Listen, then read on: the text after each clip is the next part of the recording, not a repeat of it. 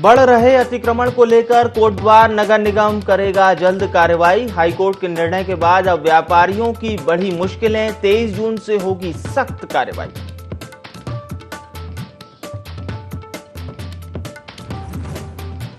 Lohaghat police ने बेलगाम bikers के खिलाफ छेड़ा अभियान। कई युवाओं के काटे गए चालान। तेज गति से वाहन चलाने वालों को नहीं बख्श रही पुलिस।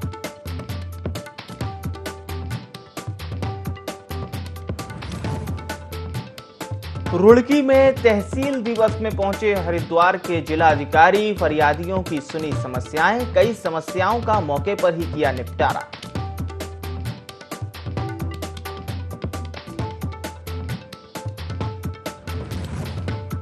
मसूरी में आवासहीनों को पालिका उपलब्ध कराएगी आवास। नगर पालिका की विशेष बैठक में सर्वसम्मति से लिया गया फैसला।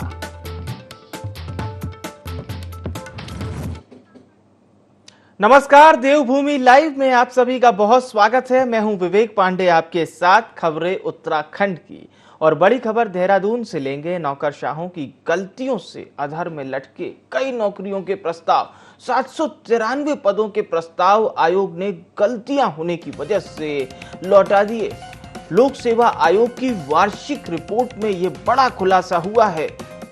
2020-21 में विभिन्न विभागों में आई भर्तियों के प्रस्ताव लौटा दिए गए और लोक सेवा आयोग की वार्षिक रिपोर्ट में ये बड़ा खुलासा हुआ है। बड़ी खबर आपको देहरादून से बता रहे हैं। नौकरशाहों की गलतियों की वजह से जो नौकरी के प्रस्ताव आए थे वो अधर में लटक गए और 793 पदों के प्रस्ताव आयोग ने गलतियां होने की वजह से लौटा दिए।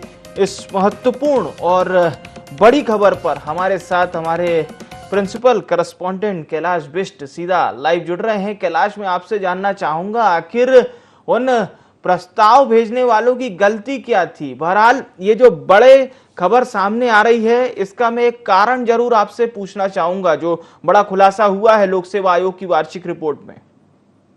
बिल्कुल, देखिए, लोक सेवा आयोग की रिपोर्ट में ये चौंकाने वाला खुलासा हुआ है कि 700 से ज्यादा ऐसे पद थे जो भरे जाने थे अलग अलग विभागों में, लेकिन अधिकारियों की त्रुटि की वजह से ये यहाँ पर ये विभागों में ये पद नहीं भरे जा सके, जिसके चलते उन पदों पर जो प्रक्रिया थी वो निरस्त कर दी गई। और मैं आपको बता दूं कि कई तरह के आयोग होते हैं प्रदेश में, जिन आयोगों के द्वारा भर्तियां निकाली जाती हैं, लेकिन जब अधिकारी ही गलती करेंगे तो आखिर कैसे नौनिहालों का भविष्य सुधर पाएगा। और खास तौर पर उन बेरोजगारों का जो लगातार मेहनत करते हैं, लगातार कोचिंग लेते हैं और लगातार इसी प्रयास में रहते हैं कि उनके अथक प्रयास से एक बार उनको सरकारी विभागों में नौकरी मिल जाए। और मैं आपको बता दूं कि उत्तराखंड में ऐसे कई बेरोजगार हैं जो लगातार कोशिश कर रहे हैं नौकरियां पाने की, लेकिन जिस तरीके से अगर अधिकारी और कर्मचारी अगर त्रुटि करेंगे, कुछ गलतियां करेंगे, तो उनकी गलतियों का खामियाजा इनको भुगतना पड़ता है, उन बच्चों को भुगतना पड़ता है जो लगातार कोशिश करते हैं। और जब आज वार्षिक रिपोर्ट में ये बात, आयोग की रिपोर्ट में ये बात निकलकर सामने आई है कि कहीं ना कहीं जो कर्मचारी थे, जो अधिकारी थे, उनकी त्रुटि की वजह से ये पूरा मामला जब संज्ञान में आया या उनकी गलती का खामियाजा बच्चों को भुगतना पड़ रहा है, तो जाहिर तौर पर ये बहुत ही यहाँ पर अहम जिम्मेदारी अब सरकार की बन जाती है कि ऐसे जो अधिकारी हैं, कर्मचारी हैं, ऐसे लोगों पर सख्त से सख्त कार्रवाई की जाए ताकि आने वाले भविष्य में इस तरह की त्रुटियां ना हो। और जो बेरोजगारी को लेकर जो लगातार यहाँ पर कोशिश कर रही है सरकार की बेरोजगारी को कम करे, लेकिन ऐसे अधिकारी कर्मचारियों की वजह से बेरोजगारी कम तो नहीं हो रही, लेकिन बढ़ जरूर रही है। बिल्कुल, ये बड़ी अहम और बहुत बड़ी बात आपने कही कि सरकार की अपनी कोशिशें तो हैं कि बेरोजगारों को रोजगार दिया जाए, उन्हें एक उचित माध्यम उपलब्ध कराया जाए, लेकिन जब इस तरह के नौकरशाह बैठे होंगे जिन्हें मतलब नहीं है इन 793 पदों के प्रस्तावों से, तो फिर क्या होगा। आवेदक अपना आवेदन तो देगा, लेकिन जब ये लोग कोई इंप्लीमेंट नहीं करेंगे, उसको आगे बढ़ाएंगे नहीं, जो तय मसौदा होता है उस तरीके से आगे नहीं भेजेंगे, तो फिर इनका लटकना तो न केवल जग जाहिर है बल्कि साथ ही साथ ये भी मैं आपसे पूछना चाहूंगा कि अब ठीक है, लोक सेवा आयोग की वार्षिक रिपोर्ट आ गई है, दूध का दूध पानी का पानी हो गया है, सच साहब के सामने है। क्या लगता है अब सरकार का अगला एक्शन क्या होगा। हालांकि अभी हमें थोड़ा इंतजार अवश्य करना होगा क्योंकि इसमें सरकार की ओर से ना तो कोई बात सामने आई है, ना किसी मंत्री ने अभी इस पर आधिकारिक कोई बयान दिया है।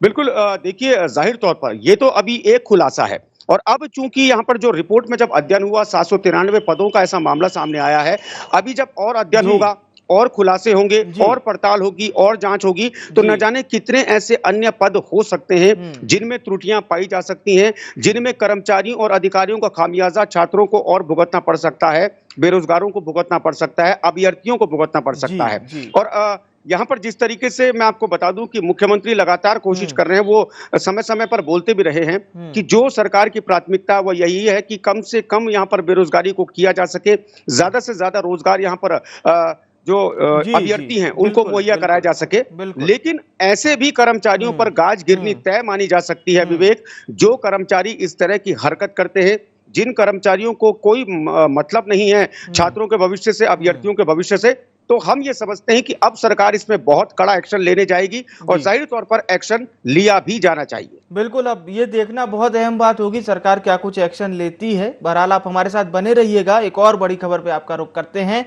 और ये बड़ी खबर भी देहरादून से मिल रही है। सहकारिता विभाग में मंत्री ने सभी अटैचमेंट निरस्त कर दिए हैं। लंबे समय से मुख्यालय और मैदानों में अटैचमेंट पर कार्य कर रहे कर्मचारियों का अटैचमेंट तत्काल समाप्त कर दिया गया है। आलोक पांडे द्वारा ये आदेश जारी किया गया। 40 से अधिक कर्मचारी अपनी मूल तैनाती स्थलों में भेज दिए गए हैं। तो ये बड़ा फैसला लिया है सहकारिता विभाग ने।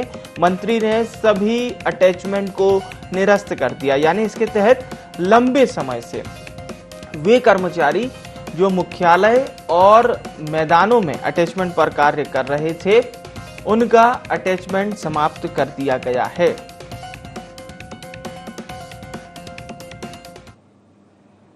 और एक बार फिर से रुक करते हैं हमारे प्रिंसिपल करस्पॉन्डेंट कैलाश बिष्ट का।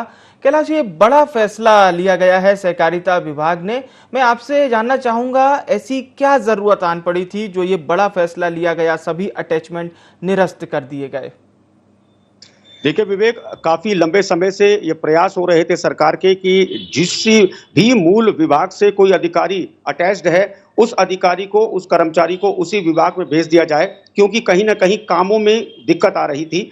और अब चूंकि जिस तरीके से इससे पहले जब हम खबर पे डिस्कस कर रहे थे कि जी 793 पदों पर इस तरह के मामले प्रकाश में आए हैं, तो जाहिर तौर पर इसको अब संज्ञान में लेना शुरू कर दिया है सरकार ने, जिसका रूप यहाँ पर सामने निकल कर आया है कि अब जो मंत्री हैं डॉक्टर धन सिंह रावत, उन्होंने सबसे पहले यहाँ पर अपने ही विभाग से इस कार्य को करना शुरू कर दिया है। और जितने 40 के लगभग ये कर्मचारी और अधिकारी थे, इनको इनके मूल विभाग में तैनाती दे दी गई है, ताकि किसी भी तरह का जो कार्य है जो सहकारिता विभाग में नहीं हो पा रहे थे वो कार्य समय से हो पाए, क्योंकि सहकारिता विभाग का एक बहुत महत्वपूर्ण कार्य किसी भी प्रदेश में होता है। और यहाँ पर सहकारिता से जुड़े जो मध्यम वर्गीय लोग हैं, जो किसान हैं, वो जुड़े होते हैं। तो जाहिर तौर पर अब ये ऐसी दिक्कतें पेश नहीं आएंगी यहाँ पर किसानों को भी, मध्यम वर्गीय लोगों को भी। और इसी के एवज में ये महत्वपूर्ण निर्णय लिया गया है। और हम समझते हैं कि अब जो अन्य विभाग हैं, अगर शिक्षा विभाग की बात करें, शिक्षा विभाग में भी इसी तरह की चीजें देखने को मिलती हैं। और जो डॉक्टर धन सिंह रावत हैं, वो शिक्षा विभाग भी उन्हीं के पास है, शिक्षा विभाग के मंत्री भी वही हैं। तो जाहिर तौर पर उसके अलावा कई अन्य विभाग हैं जहां पर इस तरह के काम आप देखने को मिल सकते हैं। जो अटैचमेंट की जो प्रथा थी उसको समाप्त करने की ओर सरकार अग्रसर हो चुकी है। बिल्कुल बिल्कुल, बहुत बहुत धन्यवाद आपका तमाम जानकारी हमारे दर्शकों तक पहुंचाने के लिए। और चलिए अब रुक करेंगे खबरों की ओर। मसूरी पहुंचे मंत्री गणेश जोशी ने अग्निपथ के विरोध पर कहा है कि जो इसका विरोध कर रहे हैं वो गुमराह हो रहे हैं। साथ ही उन्होंने कहा कि विपक्षी दल के लोग युवाओं को भड़का रहे हैं, विशेषकर कांग्रेस, जिसने पहले किसान आंदोलन में जमीन तलाशने का प्रयास किया और अब अग्निपथ के नाम पर आंदोलन कर रहे हैं। उन्होंने उत्तराखंड के युवाओं का विशेष आभार व्यक्त किया जिन्होंने इस योजना का विरोध नहीं किया।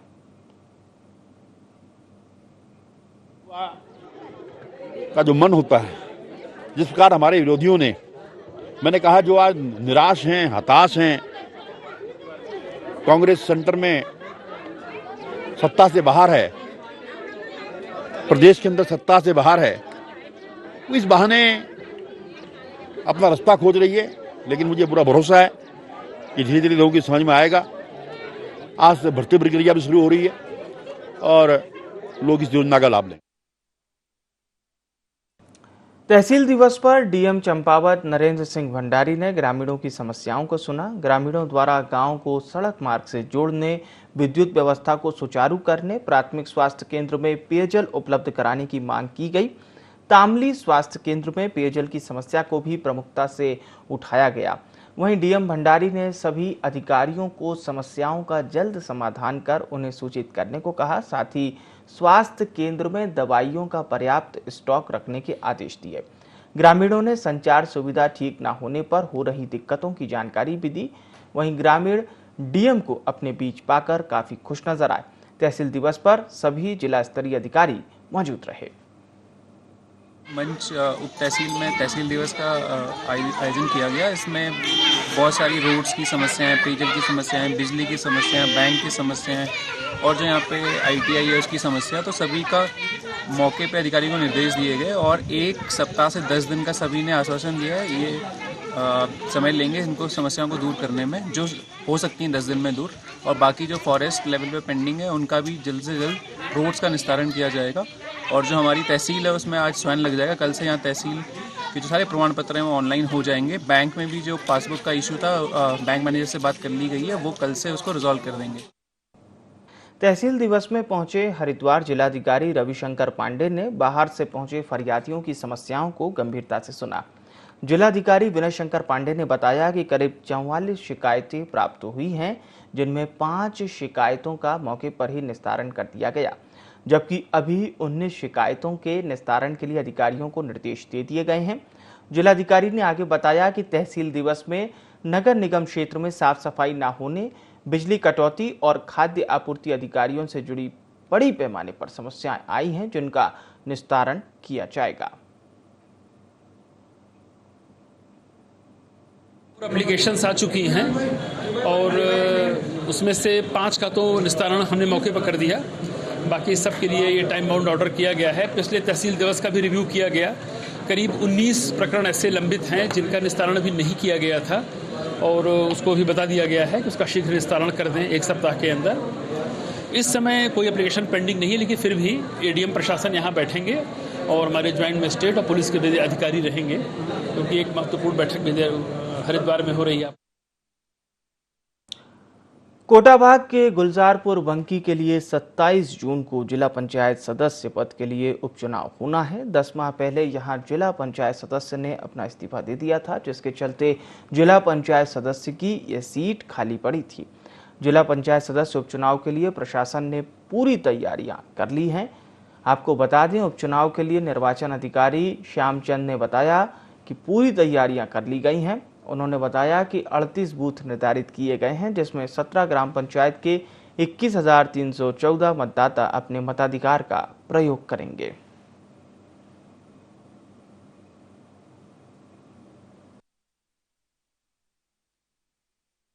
इसमें गुलजारपुर बंकी 18 सीट में जिला पंचायत सदस्य का चुनाव होना है और इसमें कुल मत जो है 21,314 हैं। प्रशासन की ओर से लगभग संपूर्ण कार्रवाई की जा रही है, लगभग पूर्ण कर ली गई है। केवल कार्मिकों का प्रशिक्षण होना शेष रह गया है और फील्ड स्तर पर अभी बूथ बनाने का कार्य 1-2 दिन के अंतर्गत इसमें शुरू किया जाएगा और 38 केंद्रों में ये चुनाव होगा और इसमें केवल हमारे 2 उम्मीदवार मैदान पर है। जून को इसका निर्वाचन होगा और 29 जून को मतगणना प्रारंभ की जाएगी। नेपाल सीमा से लगे पासम गांव में अक्टूबर में आई आपदा में भूस्खलन से कई भवन खतरे की जद में आ गए थे, जिसकी सूचना ग्रामीणों ने प्रशासन को दी थी। ग्रामीणों ने प्रशासन पर आरोप लगाते हुए कहा कि कई बार सुरक्षा दीवार बनाने की मांग करते हुए पत्र भी लिखे, लेकिन प्रशासन ने 9 महीने बीत जाने के बाद भी कोई सुध नहीं ली। ग्रामीणों ने कहा कि एक बार फिर से सीमावर्ती क्षेत्र में बरसात शुरू हो चुकी है। वे लोग अपने मकानों में ही दहशत के साए में जी रहे हैं। ग्रामीणों ने अपने भवनों की सुरक्षा की मांग को लेकर प्रशासन के खिलाफ प्रदर्शन भी किया।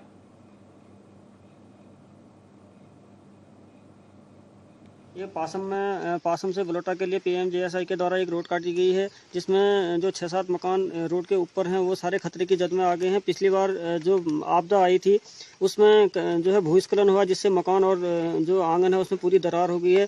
और अभी बरसात का सीजन शुरू हो गया, कई बार ठेकेदार से भी इन्होंने कहा है, लेकिन जो है वो इस पर कार्य नहीं कर रहे हैं। उसके बाद DM चंपावत को ज्ञापन दिया गया है, लेकिन उसके बाद भी कोई संज्ञान नहीं लिया गया है। तो इनका कहना है कि अगर कोई आपदा आती है या भूस्खलन होता है, क्योंकि मानसून का सत्र है, तो इसकी जिम्मेदारी शासन प्रशासन की होगी। तो हमारा अनुरोध होगा कि जल्द से जल्द जो है इस पर कार्रवाई।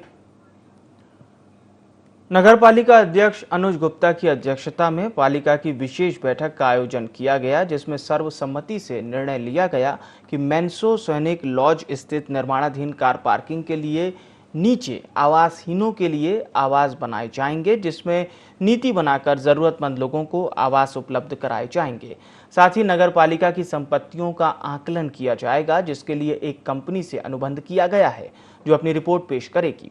विशेष बैठक में सभी सभासदों ने सर्वसम्मति से प्रस्ताव को पारित किया।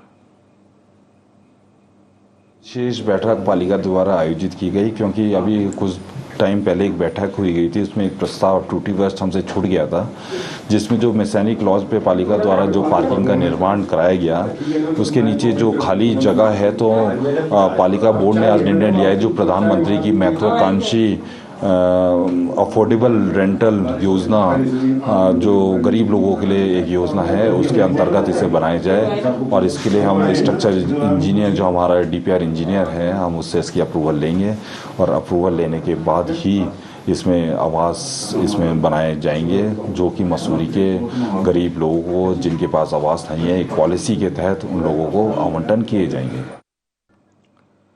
उधम सिंह नगर की किच्छा कोतवाली के नवनियुक्त प्रभारी धीरेन्द्र कुमार ने पदभार ग्रहण कर लिया है। कोतवाली प्रभारी अशोक कुमार सिंह के तबादले के बाद धीरेन्द्र कुमार को किच्छा का नया कोतवाल बनाया गया है।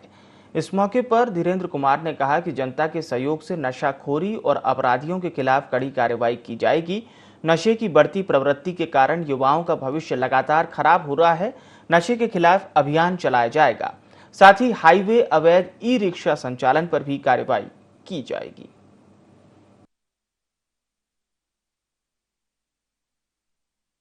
मेरी बिल्कुल प्राथमिकता ट्रैफिक पे सबसे ज़्यादा रहती है और इसके बाद नशा है। तो ट्रैफिक में ये पॉइंट चिन्हित करके कि कहाँ पर हम फोर्स लगाकर कर सकते हैं या किसी और डिपार्टमेंट से मदद लेके वहाँ को ठीक कर सकते हैं, ट्रैफिक व्यवस्था सुधारी जाएगी। दूसरा, नशे पर बहुत ज़्यादा शिकायत मिल रही है कि यहाँ पर नशा, शराब और जो है स्मैक का कारोबार काफ़ी फल फूल रहा है। तो उनके बारे में मुखबिरी करके यहाँ की जनता से पूछताछ करके जो है उन पर लगाम लगाई जाएगी। सभी ई रिक्शाओं की या जो भी वाहन वहाँ से चलते हैं, जो अवैध रूप से चल रहे हैं, उनकी चेकिंग की जाएगी। यदि उनके पास वैध कागजात नहीं हैं, उनके चेक करके वो पता लगाएंगे कि वैध कागजात होते हैं तो कोई बात नहीं है, और जो वैध कागजात नहीं है और अपने रूट का या परमिट का पालन नहीं कर रहे हैं तो उनके खिलाफ सख्त से कार्रवाई की जाएगी, उन्हें सीज किया जाएगा। उत्तराखंड के कई हिस्सों में हल्की से मध्यम बारिश के बाद बुधवार से मौसम खुलने लगा है। मौसम विशेषज्ञ ने 25 जून तक बारिश रुकने की संभावना जताई है। प्रदेश के कुछ पहाड़ी क्षेत्रों जैसे उत्तरकाशी, चमोली, पिथौरागढ़ में हल्की बारिश हो सकती है। बाकी अन्य जगहों पर मौसम साफ रहेगा। वहीं 26 जून से कुमाऊं क्षेत्र में हल्की बारिश होगी, जिसका सिलसिला 28 जून तक जारी रह सकता है।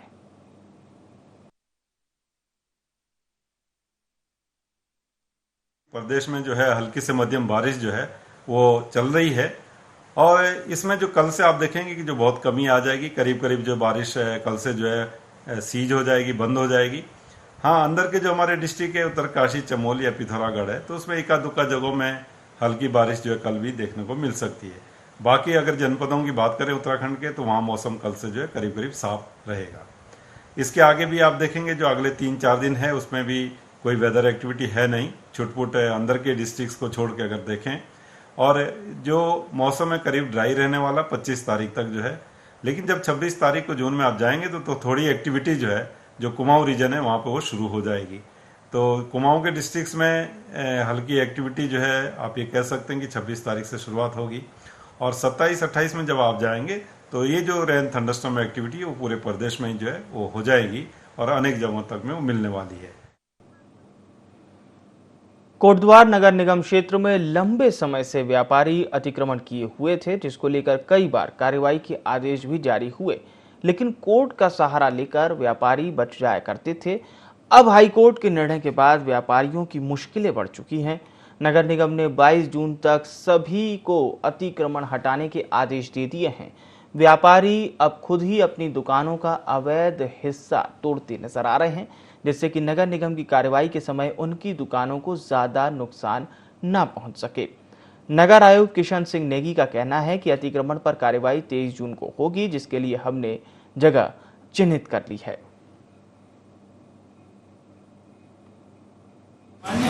नैनीताल के आदेश के क्रम में शहर में जितने भी बद्रीनाथ मार्ग में जिन्हें फुटपाथ पर अतिक्रमण किया उनको चिन्हित किया गया है।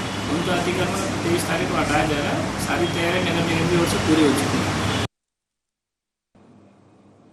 पद्मश्री लोक गायिका बसंती देवी ने IND24 से खास बातचीत की। उन्होंने इस दौरान कहा कि उत्तराखंड की संस्कृति बहुत ही पौराणिक संस्कृति है, जिस संस्कृति को समय समय पर कई लोक गायकों ने अपने शब्दों में पिरोकर जनता के सामने रखने की कोशिश की। इस दौरान बसंती देवी से खास बातचीत की हमारे संवाददाता कैलाश बिष्ट ने। पद्मश्री बसंती देवी जी इस वक्त मेरे साथ हैं और वो किसी परिचय का मोहताज नहीं है, क्योंकि उत्तराखंड को उन्होंने जो पहचान दी है वो पूरा उत्तराखंड ही नहीं बल्कि पूरा विश्व जानता है। उन्हीं से हम बातचीत करते हैं। बसंती जी, बहुत बहुत स्वागत है आपका। और बहुत मेहनत आपने की है, मेहनत का फल देखने को मिला। आपको पद्मश्री से सम्मानित 5 साल पहले किया गया था। अब किस तरीके से आप गढ़वाल की संस्कृति और यहाँ के कल्चर को देखते हैं? अब तो बच्चे कर ही रहे हैं काम। हम ये चाहते हैं, ये हमारी निवेदन है मुख्यमंत्री जी से भी, हमारे जो भी विद्वान हैं वो यहाँ पर एक संगीत नाटक एकेडमी खुलवा दें हमारे बच्चों के लिए, और कोई इस तरह की व्यवस्था हो जहाँ पर बच्चे अपना लोक संगीत का शिक्षा ग्रहण कर सकें, चाहे वो स्कूलों में हो या कोई इस तरह का एकेडमी हो। ये हम आगे हमारी इच्छा है। हम निवेदन करते हैं सभी से, खासकर उत्तराखंड सरकार से, मुख्यमंत्री जी से, पर्यटन मंत्री से। हमारे महाराज जी हैं, वो इस समय अच्छा काम कर रहे हैं। वो इस तरफ ध्यान देंगे तो हो जाएगा। कल हमारी पीढ़ी फिर से गाँव से, क्योंकि अभी हमारे संस्कृति बिल्कुल बाहर नहीं आई, गाँव में इतना ज़्यादा पड़ा हुआ है कि खोजने की ज़रूरत है और धीरे धीरे ये ख़त्म हो रही है। यहाँ तो सागर है, चाहे आप पर्वतीय क्षेत्रों के जो पिछड़े गांव हैं, कुमाऊं से लेकर गढ़वाल, यहाँ पौड़ी, उत्तरकाशी, जो पिछड़े इलाके हैं, वहाँ की महिलाएं के कंठ में सरस्वती का वास है और उनका इतिहास बहुत कुछ है वहाँ। ये हमारे बच्चे कभी कर पाएंगे जब व्यवस्था होगी। व्यवस्था ही नहीं है तो भटक रहे हैं बच्चे, जो मिलता है उसको परोस रहे हैं बच्चे। अच्छा, कई तरह के जन कवि और जन गायक भी हुए हैं, चाहे हीरा सिंह राणा की बात करूं, नरेंद्र सिंह नेगी की बात करूं, कई कोशिशें उन्होंने की हैं। तो आपको लगता है कि अब ऐसे नौजवानों को आगे आना चाहिए? बिल्कुल आना चाहिए। हमारा वो दृढ़ इच्छा शक्ति होगी तो आएंगे और सफल भी होंगे वो बच्चे। लेकिन मेहनत उन्हें पहाड़ों का रुख करना पड़ेगा और जो हमारे पुराने लोग हैं उनसे वो ज्ञान प्राप्त करना पड़ेगा, वो लिखित में करना पड़ेगा उनको। वीडियो ऑडियो तो क्षणिक है वो, लेकिन उनको गहन शोध करना पड़ेगा। उन ऋषिकों के पास जा करके वहाँ की भौगोलिक परिस्थितियों को समझ करके बोली भाषा, जब तक वो पत्थरों में नहीं चलेंगे, कांटों में नहीं चलेंगे, उनसे हाथ कुछ नहीं लगेगा। चलिए, बसंती जी हमारे साथी, जिनका साफ तौर पर कहना है कि सरकार से बहुत उम्मीदें उन्हें हैं और साथ ही उन्होंने ये भी कहा कि पहाड़ों में भी बहुत कुछ है जिसको बाहर लाना बाकी है, जिसका प्रयास वो लगातार कर रही है। कैमरा पर्सन मयूर के साथ IND24 के लिए देहरादून से कैलाश बिष्ट। और फिलहाल के लिए देवभूमि लाइव में इतना ही। मुझे यानी विवेक को दीजिए इजाजत। नमस्कार।